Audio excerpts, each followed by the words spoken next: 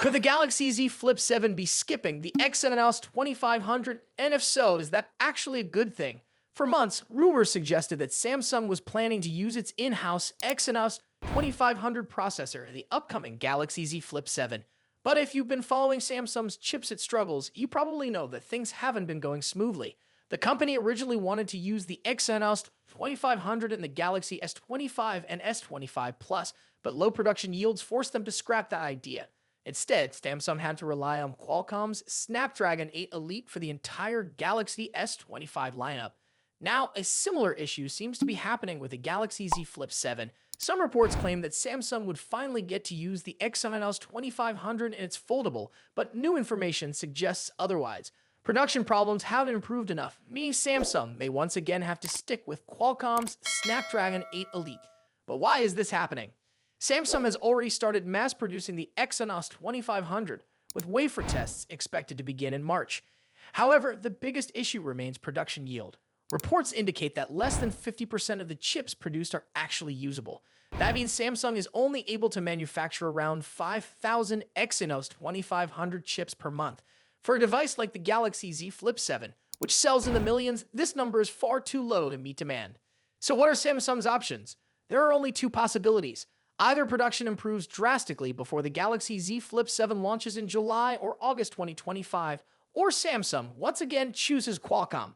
Realistically, fixing these yield issues in just a few months is nearly impossible. Because of this, industry insiders in South Korea believe that Samsung will likely use the Snapdragon 8 Elite for the Galaxy Z Flip 7 instead. But there is another possibility. The Exynos 2500 might not be going away completely. Reports suggest that instead of using it for the Galaxy Z Flip 7, Samsung might use it for the rumored Galaxy Z Flip FE. This would be a more affordable foldable phone, expected to launch later in 2025. Since an FE model wouldn't need as many units as the flagship Flip 7, Samsung could use the limited supply of Exynos 2500 chips for that device instead. This move could actually make sense. Early benchmark results indicate that the Exynos 2500 still lags behind Qualcomm's Snapdragon 8 Elite in performance. If Samsung had gone with Exynos for the Galaxy Z Flip 7, it might have been hard to convince users to buy a premium foldable with a weaker processor. However, if they use it in a more budget-friendly foldable like the Flip FE, it becomes a much more reasonable trade-off.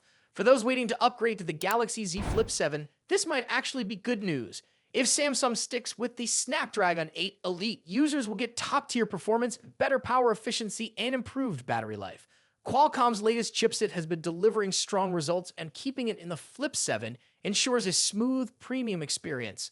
Of course, some Samsung fans were hoping for an Exynos-powered foldable, but given the current situation, it seems unlikely that the Exynos 2500 will be ready for a high-end device like the Flip 7. Instead, Samsung might use this as an opportunity to refine the chip and test it in a more affordable model first. So, what do you think?